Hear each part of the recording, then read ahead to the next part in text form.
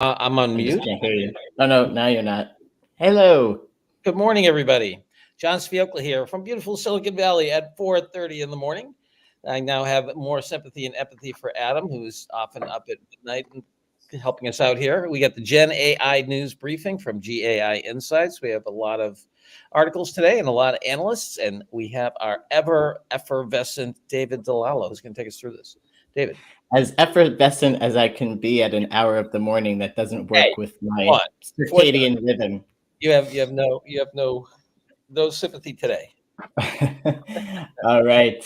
So, yes, we have several pieces to go through. We've got a few use cases from some large companies, Verizon and TD Bank. A little bit of news out of Anthropic. We've got a couple of pieces from some of our large consulting friends that we'll go through. One that I think is pretty good, although we were debating it before the show. So without further ado, since we have 7 pieces to get through today, Ankaj, kick us off. Sure, David. So the first one that we have for today comes from Deloitte. So Deloitte Digital has introduced Creative Edge, and it's a GenAI powered omni-channel content creation tool. Yes, and if anybody has connections at Deloitte, I would love to see this tool personally. But John, Yes. what did you think? Yeah, I can dig up some folks from Deloitte. Well, I thought that for me this is optional / important, going toward optional, and the reason is that this is a product announcement from a consulting company. There's no use cases and so forth. What I think is kind of interesting. There's I don't know, Ankash, if you could go into the article a little bit. If you go down a little, down a little more. That graphic right there on the right says Creative Edge. Sorry, if you go up a little, just right there. Yeah, I mean, and you look at what it is that it delivers. Personas, social media, flyers, creative concepts, emails, creative assets, storyboards. So it's an omni-function marketing support platform. But if they had a case example, I would have given it important. They give it optional because it's a product announcement. I think it's going to be very interesting. The other thing is Deloitte Digital. I think more than Deloitte, more than some of the other big four, have figured out how to build product more than KPMG, PwC, and EY. And I think the reason for that is I think they've separated out Deloitte Digital from a compensation standpoint, so they can afford to do that. I know at PwC, when we used to build stuff, we didn't have a capital budget, so that made life tricky because you could launch something for a year or two, but if you don't have the dough to reinvest, it gets hard if it's a big number.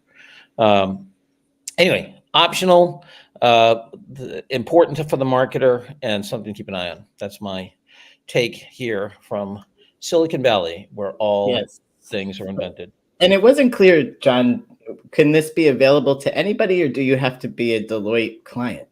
Yeah, I'm sure you have to be a Deloitte client. Are you kidding? You got to buy this stuff off the shelf. You got to buy service. I mean, people don't understand. This is technology for these companies is all service pull through. So they love SAP and Lotus Notes, God forbid, in the old days, because the pull through ratio for every dollar of software services, you would pull through $5 to $8 of services.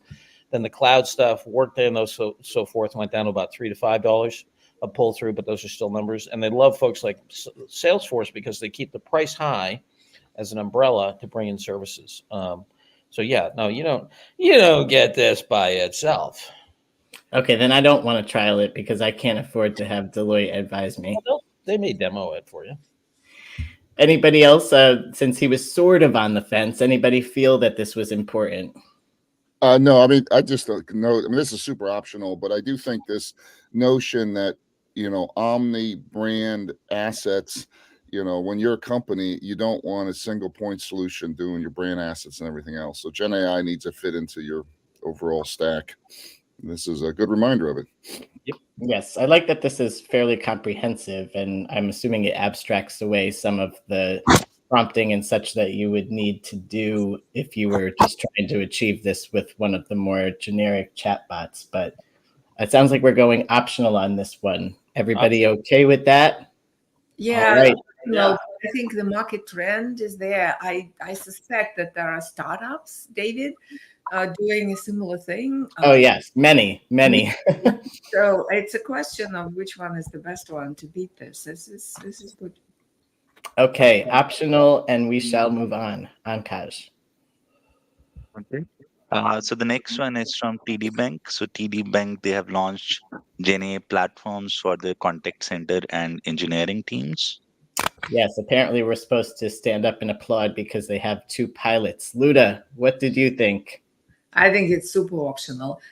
It's applause for them to be doing this. Apparently, they worked with a lot of regulators to make sure that what they're doing is within the regulations, especially with the contact centers. And it's an internal solution. It sends the question to the bot if the person on the line cannot really answer that. So it's a depth that they are after. And it's an integrated human and AI type of a solution. And they experimented on the second one, they're experimenting with the GitHub Copilot to help the software developers. So very, very normal use cases. Yeah. Yes, the typical one we've seen and not quite in production yet, it sounds like. Tim, did you have anything else on this one? No, I agree. I mean, I do think articles like this, I call them back pocket articles. This is another one I stick in my back pocket. I just have a folder of links like this. So that anytime somebody said, oh, this stuff isn't real or nobody's taking it seriously, you can just show them 5 of these articles, right? Because TD Bank's not an insignificant institution. Yes, it's late to the game and it's a standard thing, but that's the whole point. Here is another mainstream company doing another standard kind of chatbot. This stuff is real. Yep.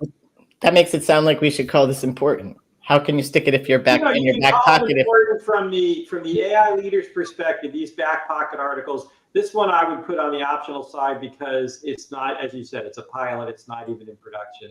It's like a lot of others we see. Yeah, you can give it an important if you want, but it's hard to justify it given where it is. All right. In the production cycle. Oh, Canada. Oh, for optional. All right, Michael. It seems like that's what we're going with, unless All right. anybody has disagreement. Nope. Okay, optional. On to the next. Okay, I have this to. next one. Sorry, I have to put you back up here, Ankash. That's my fault. Yeah. Go for it. So the next one talks about how Verizon is using GenAI to make it customer service better. Tim, did this one move you to important or still It optional? did, yeah, because again, this one is a higher level back pocket article. They're in production. Again, it's the exact same kind of thing, which is enhancing CSRs, customer service representatives, ability to answer questions. So, and Verizon obviously is a very significant institution and a very regulated institution and generally not the fastest mover. So an indication that this stuff is becoming more mainstream. So yeah, I think it's important. From that perspective. John, I'm interested, John Sfiokla, because it occurred to me, companies like Verizon love obfuscation, right? There's so many possible configurations and plans. And is there a chance that they are pointing the gun at their own head if they get these generative AI applications that can sort this stuff out for consumers? Will the consumers get a hold of this and suddenly be able to up the arms race? But John, before you answer that, John, you have to first tell us if you also have an upper and a lower back pocket. I only have one level in my back pocket. Well, you've got the shirt pocket. That could be the upper pocket, and then the lower pocket's in your jeans. There we go. Works for me. Yeah, I went to prep schools where you had to wear, blazers and ties, so I always had tons of pockets. The one of the things I liked about prep school. Anyway, yeah, I'd make it optional. Back to your question about will this increase pricing transparency? I doubt it. The one thing, along with airlines, phone companies are really good at is hiding, different parts of fees or the ways to think about it and so forth. I think the big thing for Verizon is just they need to get on stuff like this, because if you do an analysis of I've seen an analysis done by a company I have an investment in that looks at the different major carriers, and both Verizon and AT&T are in a bad way in terms of the capital needed to upgrade their infrastructure. T-Mobile is asset light, and they're going to just kill on the next generations of this stuff, I think. And because I wonder how much one thing that's not in this article at all, but I'm curious about is where does the Gen AI sit in the phone network? Right, we know it's going to be in the device. Right, where else is it going to? And we know it's going to be in the functions of the call centers. Is there going to be other stuff? And new kinds of data they collect and so forth, because they have, and are they going to, re-regulate, because they're the people who have the most sensors out in the world, with the possible exception of a Tesla, out in the world collecting data, which then the telecommunications, I would assert, is the largest unmodeled data stream. And that's with the current data, and their ability to collect new data is best in class. So, but that's not what this article is about. So it's optional. We have one important, one optional. Luda, break the tie. Oh, it's Wanna break- something to introduce. Oh, one important, optional. Okay, thank you. Tie broken. Optional. We will go back to Ankaj for our next one. Okay. So the next one is a funding announcement. So Veka, they have raised $140 million because of their data pipeline offering that is really important for LLM ops. All right, this piqued my interest because I haven't heard of this company before. I didn't get a chance to look into it, but I was impressed that it said 11 of the Fortune 50 works with them. Paul, what do you think about this one? Yeah, no, I mean, Wick is a really good company. They've got a lot of momentum. We like them. We've interacted with them at several levels, and but this is optional. This is a funding announcement. Any other take on this? Still optional, but fascinating that the startup, it's Series E, and they have 100 million in revenue. This was quite significant. So it's an indication that people are seriously working on structuring data in big companies. That's where the money is coming from. Yes. Yeah, I think it's a pivot, as they call it in Silicon Valley, because this company's been around for 10 years. So they're a NetApp kind of company, it sounds like, really, which then it doesn't surprise you that they have a lot of top companies, because they buy everything from everybody if you're big enough. And then they started tuning it for training data and Gen AI data, because it's a huge market. Mm-hmm. And fairly successfully, certainly convinced the investors. They've sold to the investors. Yeah. Double the valuation. Yeah, but that is all revenue momentum. I mean, they wouldn't have gotten that double without a really strong bookings thing. So they're booking like crazy. Yeah. Okay, but sounds like we'll go optional on this one. We're moving through these at pace, folks. Let's go on to the next one. Wait, David. I want to note that this is optional, but it's not in the upper or lower back pocket. This is in the optional back pocket. This is the cargo leg pant. I'll have to wear my, I wear Scotty vests, which have like 50 pockets in them.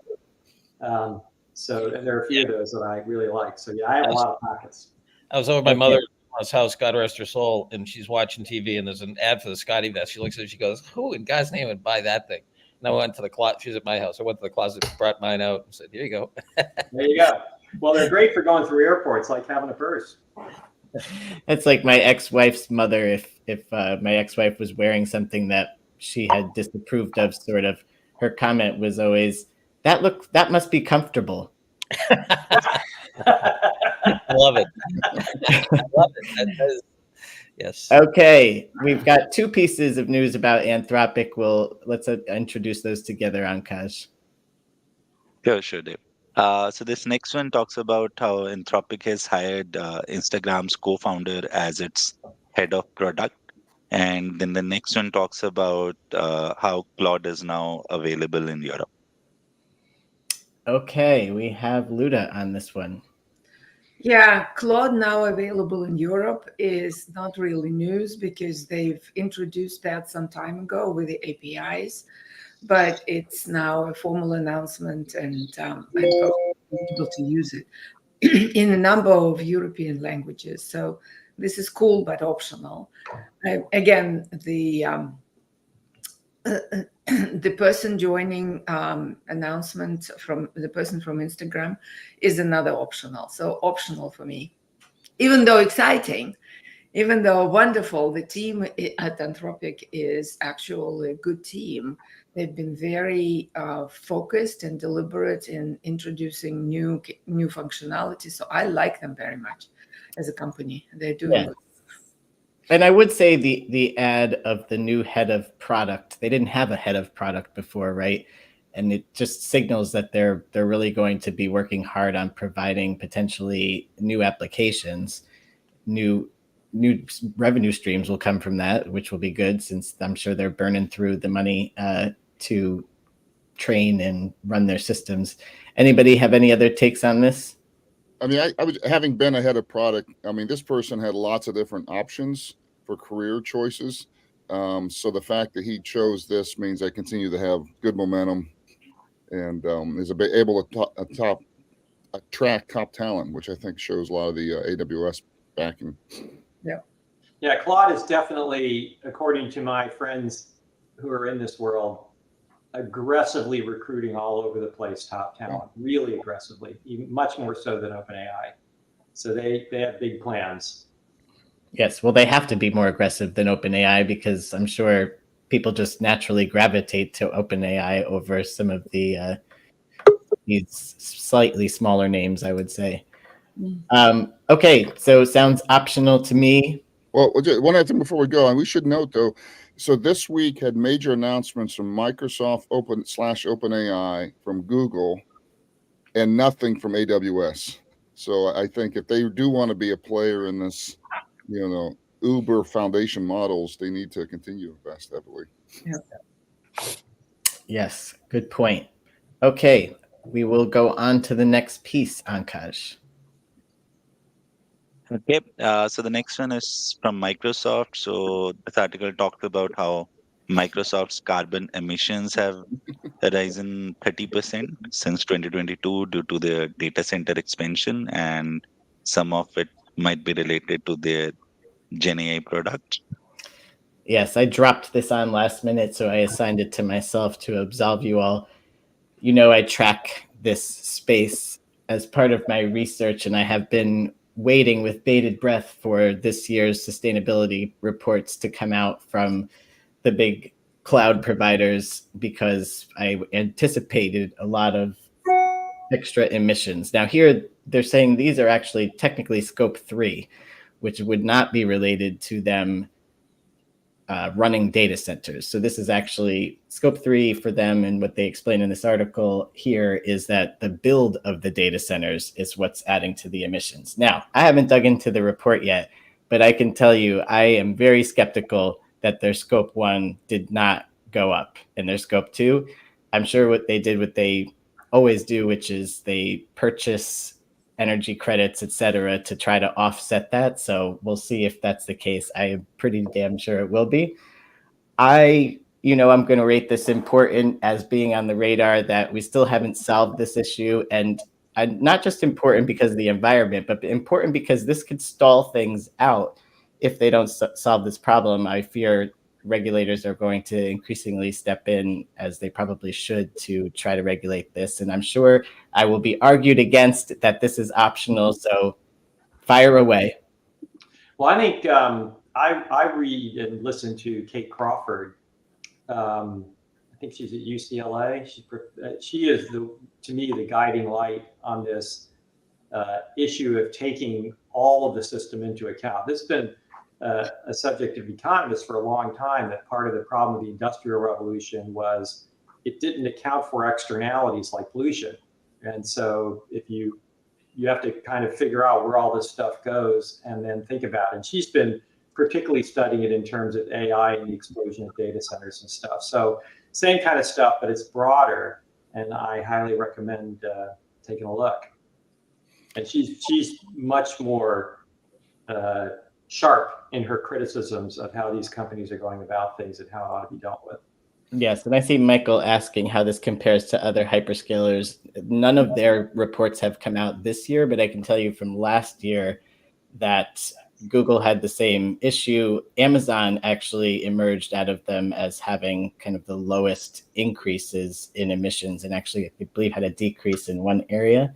Again, all of this gets a little fuzzy because it doesn't mean that they're not emitting. It means that they're making purchases and investments that offset it. And it's not even just necessarily that they're making clean energy credit purchases. It's also just that they're investing in new infrastructure for clean energy.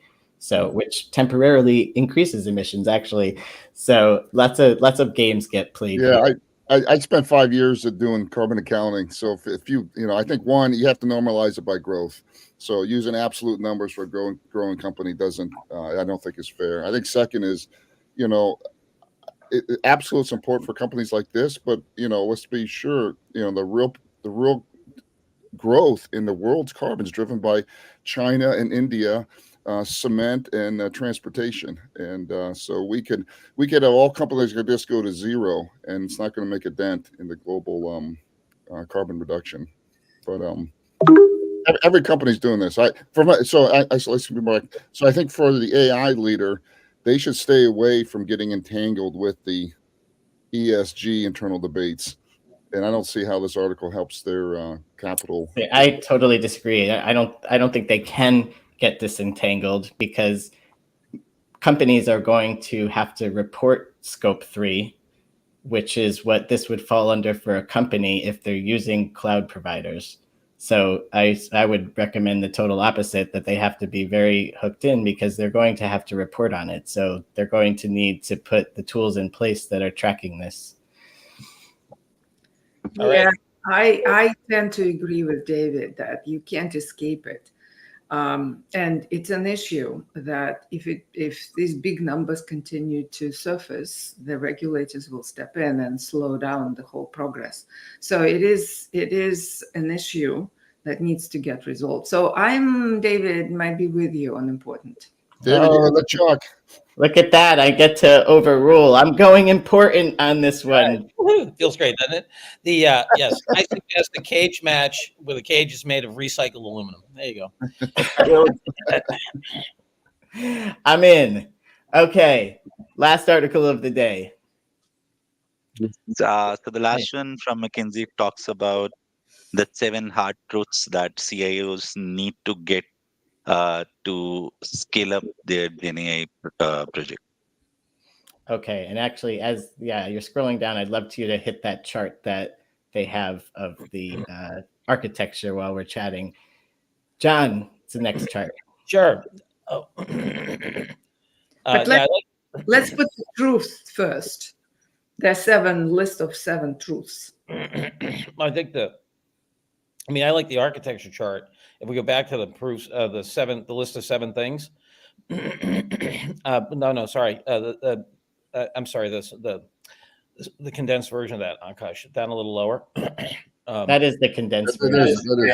No, is there a table? The table. Keep going down. Sorry. Table. Go down to that. Right. There is a table. That's even more condensed. Plus, we have the handy-dandy, completely obvious business impact, technical and feasibility matrix, right? This part, this violates the John Sviocla content-free rule, which is you take the opposite of what is said is nonsensical, then there's no content.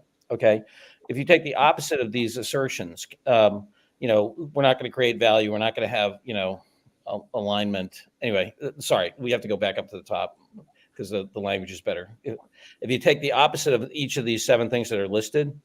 Eliminate the noise and focus on the signal. No, focus on the noise, eliminate the signal. Makes no sense. It's how the pieces fit together, not the pieces themselves. It's not how they fit together, it's the individual pieces and so forth. If you do that, don't get a handle on the cost before they thank you. So these are platitudes, what the Catholics call ejaculations, like God is good, and so I would say that these are content free, but the architecture is interesting. So optional. All right, I'm going to say important because I totally agree with you on the headlines, and I'm sure one of my friends created these headlines, so I'm not going to go there. But Amir could have made these headlines. Amir, I'm sure, had nothing to do with writing this article, actually, and probably scanned it after the fact. But That's an. I probably shouldn't have said that on air, but I found some of the detail underneath it helpful, especially for a McKinsey article, because we know that they're light on detail. Of course, they're not telling you exactly how to implement it because they want you to do it. But I found some of the points interesting. They talk about the whole orchestration issue when you're dealing with the RAG pipelines and the vector databases.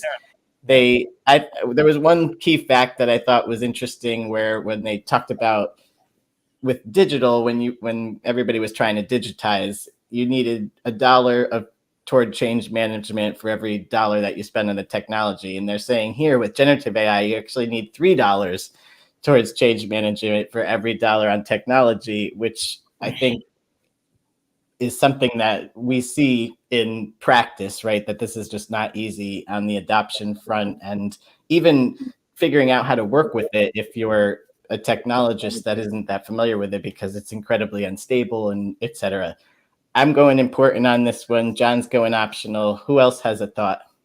My reaction, to put it in the colorful terms of the Irish, is no shite, Sherlock. I mean, yeah, I believe, and as a current AI leader at a firm, this was not helpful. Even the architecture, okay, but I mean, it's all assertion, it's all high level. It doesn't help answer even the basic questions. It's, again, it's a quote unquote back pocket article. Okay, it's McKinsey saying here are the problems, and we're now entering the quote unquote darker phase for a little while, where people are starting to say, hey, where's all the next, $50 billion of savings coming from? And it's not happening. So people just make stuff up to feel good about the current situation. And that's the way I feel about this. So slightly optional to majorly optional from my perspective. Oh my goodness. Do I have anybody on my side? If not, I'll go Democratic, only because this is my former employer and I can't be seen as a homer. So anybody else? Well, I mean, Tim's voice counts here. I mean, that's executive. It's run IT teams and been a CIO and a CTO and is doing it now. Right? Yeah, I would. And David, unfortunately, I would vote optional as well. There we go. All right, fine. I'll take the hit on this one and we'll go optional. All right. All right. Where did we land at everything today? Article. Ankaj. I know we had a lot of articles, so you had a lot to track. But what made it easy is that everything was optional, except for I did win on the Microsoft emissions article. Keep that in mind, folks. You can't escape it. You're going to have to deal with it with CSRD if you're in Europe right now, and in the US it's coming. So any announcements? John, I know you're talking at Stanford today. Yes, in case anybody's out there. Stanford at the in Silicon Valley at the PACCAR Innovation Center. PACCAR's a multi-billion-dollar trucking company. They have a lovely innovation center here at Sunnyvale. And then I'm going to be speaking at the InnoLead conference, which is led by Scott Kirshner, who's quite a friend of the firm and a real innovator in terms of reporting on the space of technology in general and AI in particular. I'm going to be speaking on the topic of how generative AI radically changes the economics of knowledge and why that's important to both the AI leader and executives more generally. Fascinating. Are we going to get to see a recording of this? That's my hope, and everybody will definitely see the slides. And we all right. Told that the video, that the recording is going to be comprehensive. All right, fantastic. We'll put it in the newsletter when it's ready. Great. I'm doing actually an AI webinar at 1:00 today for my halftime employer, Manat Phelps and Phillips, for the Manat Health part of the firm. And I'm doing the spotlight on AI. Most of the webinar is on health regulatory around AI. So if that's of interest to you as a health firm, that's important. And I'll be talking about AI as part of that. That's good. Tim, is that public? It is public. And another one on Monday, more broadly, on AI across industry. Mm-hmm. Great. All right, shoot us the link for that. We'll stick it in the newsletter. And two things on my end, David. If people are watching, can subscribe via YouTube. That would be fantastic. And last, we're getting a lot of momentum starting to build for our October conference in Generative AI World 2024 in Boston, October 7th and 8th in Intercontinental. We've got 20 fantastic speakers confirmed already, and much more news coming. All right, very cool. And of course, you can always sign up for the newsletter. I've been dropping the link in here occasionally and then realizing the link is on this webcast underneath it. So you can also just go there and save me having to cut and paste. And I think that's a wrap for today. We'll see everybody tomorrow. I'll be out, but John will take everybody through the news. And have a great Thursday. Already. Thanks, Bye-bye. everyone. Right.